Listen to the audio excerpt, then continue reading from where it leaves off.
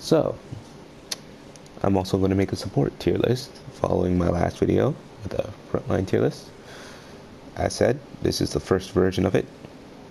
Or, well, I've never said first version, but this is basically the beginning, and construction will ensue.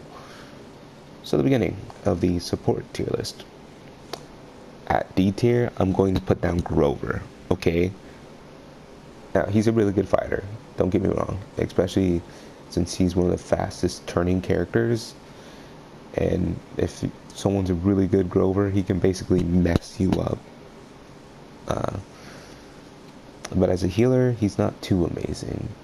Uh, he has an area of effect heal that heals by 20 every few ticks. He's got a healing ability that heals the whole team by a bit, like 1,000 or something like that. He has an ult that's almost uncauterizable that really restores the team, and that ult is very useful. But other than that, he's just an ability trick character, and that doesn't make him too good. His healings are very iffy at points, especially since the cooldown on his what's that called, Blossom, I feel like it's a bit too much. If that cooldown was nerfed, he would probably have been a little bit higher on the tier list, but other than that, he's not a great healer. So second worst would be Ying. Don't get me wrong, Ying's pretty good, especially if your team's grouped up on a point, and if your Ying's using that lifeline card that makes the clones have a little bit less healing, but they can heal more people at a time. She has high damage with the shatter. She's got that ult, which is really good, and the cooldown on the clones doesn't make her a skill-based character, well, an ability-based character. Not too much of an ability-based character. Her basic attack damage is great, so she can pretty much defend for herself, especially when someone annoying like Victor or something like that comes in.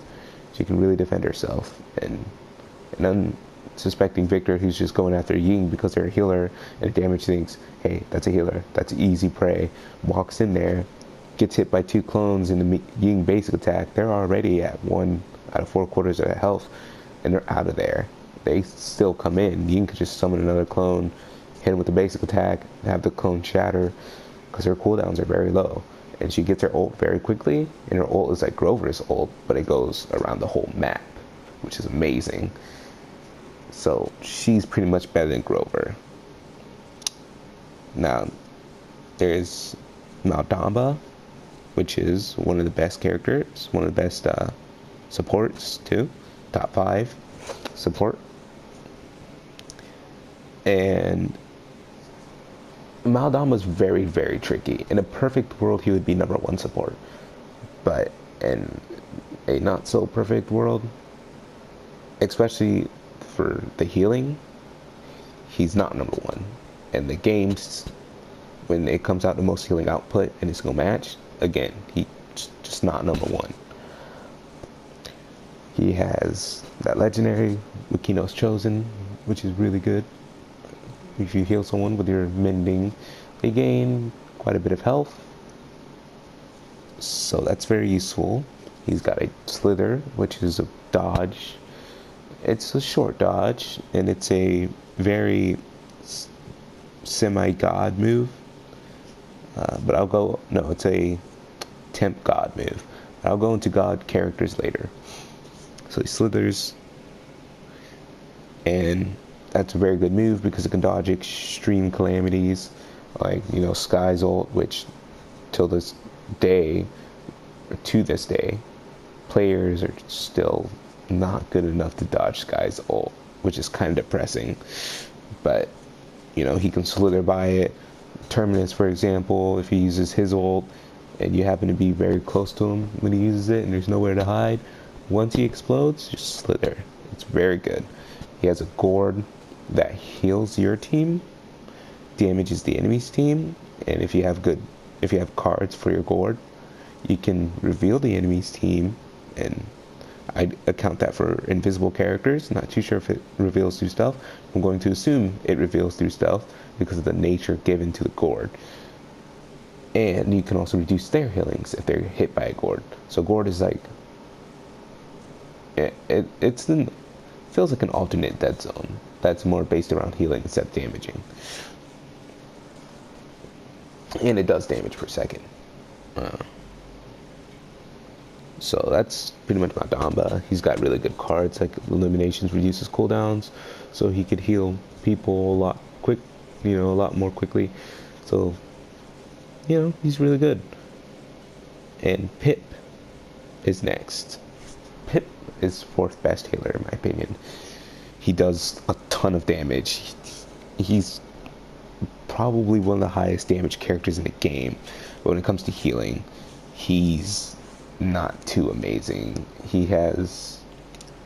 All he really has is his potion when it just comes to the healing aspect. With a grouped up team, he's pretty good. He can do as much as he can. He can heal by a lot, especially with that reload card and that potion card at the same time. He's a very good healer. But he just doesn't cut it for the top 3, sadly enough, because he just doesn't provide enough healing to top the 3. So next, Genos. Genos is a scary character. He can deal good damage. He can buff the team to deal great damage. He has a legendary that can also focus on a character when healing them, to heal them by a percentage of their health instantly, which is really good for characters like, let's say, Leviathan Makoa, that just tons of health. And you put that mark on them and boom, just a great heal by so much. That's amazing. It's really good heals. You can have the astral mark on lots of people at the same time if you have retrograde and that other card that increases the duration of it. And he has light years where he can heal people from further range, and his heals also go through walls. So he's just a very good healer. His ult doesn't heal, and yes, he only has one healing move. But when it comes to total healing in a game, Genos wins the top 3. Ceres is after Genos. Of course, Ceres is number 2. Ceres, if you have the Void Abides, Ceres is an amazing healer. She has Blood Pact, so she can stay alive while healing. She has Fade to Black, so while she's healing, she can, reduce the cooldown of a Shadow Walk, making the cooldown of Shadow Walk virtually nothing, which is great, because some teams like to go straight after the healer, and you really want that when you're the healer. You want to be able to be away from the enemy team. Some healers like to be close, for example, Pip, but when it comes to, oh crap, there's 5 people on the enemy's team, they're all going after me, and I'm basically dead, you'll want to get away. So she's really good for that. She has a very helpful ult. It doesn't deal damage, but it does deal damage, sorry. It doesn't heal, but it really helps. If the whole enemy team has resilience, it's not so good. But without, it's great. It gives them into a small area, and any enemy that's sucked into it is susceptible to almost any damage. So, for example, you could have a combo, like a 2 support combo, that'd be cool. Or a 3 support combo. Gaze into the abyss, and Genos uses his ult before they start getting sucked in. Pip uses his ult after they're sucked in. They all turn into chickens and get destroyed by Genos' ult. That's good. That's a really good combo. So Ceres can pretty much change the game. She has Void Abides. She can just heal the whole group, kind of like Grok can. She can't heal through walls, which is a minus. But if the team's grouped up like it should be, then she makes the team virtually unstoppable. But her heals doesn't beat Grok, and that's why Grok is #1 healer. And I'll go into that for a second, but Steris, you know, she can heal while the team's going very quickly, all hustled up on the move. She's a very good healer for that too. And, you know, she can fight with things like Rin Soul. Makes her a very formidable fighter. So Grok, if your team's grouped up, you know, if they're moving very quickly, his heals aren't good. Not too good. So they have to take little dips in his healing area. But when it comes to most healing output in a match, Grok can easily win it. You can put down his totem if you're all contesting a point and everyone's around the totem trying to block the totem from damage and they're all getting hit and they're healing. Even with that cauterize, that totem heals by so much. And that cauterize, well, won't be too much of an issue if you have that healing totem card, which makes you immune to crowd control. And, you know, it's very good. That's all I have to say. It heals by 50% more. You know, you can get cards that increase the duration of the totem, reduce the cooldown of the totem once using Ghost Walk. You know, a lot of that great stuff. Increase the health of the totem so it doesn't die so quickly. And he has an ult that's pretty good for when the team's on the move, I guess. And it's also good to provide extra healing.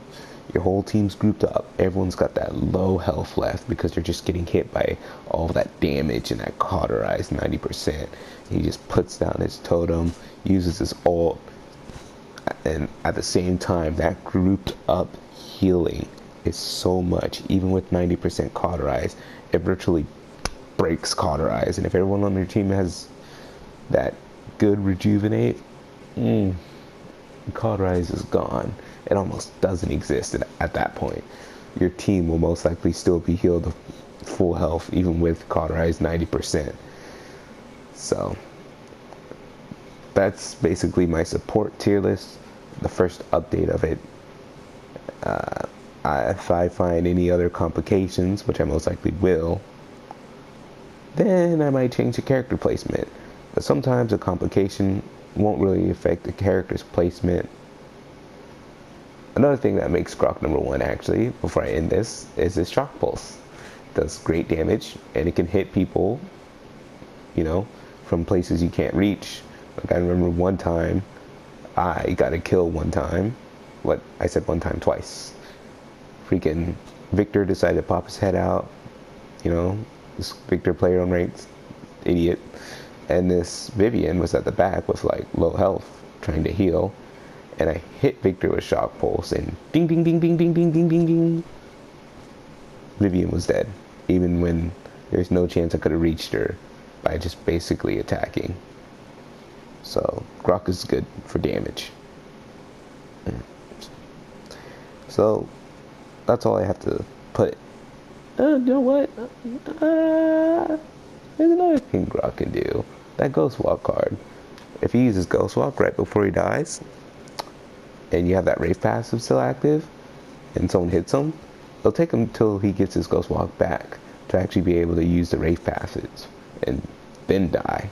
So, you know, it's pretty extreme. Grok is, oof. He's probably one of the best characters in the game, actually. I might make a tier list out of every character in the game, but that's not much of a good thing to do on a game like this. So now is the end of the video. I hope you enjoyed this tier list, and I hope you enjoyed Grok. See you in the next one.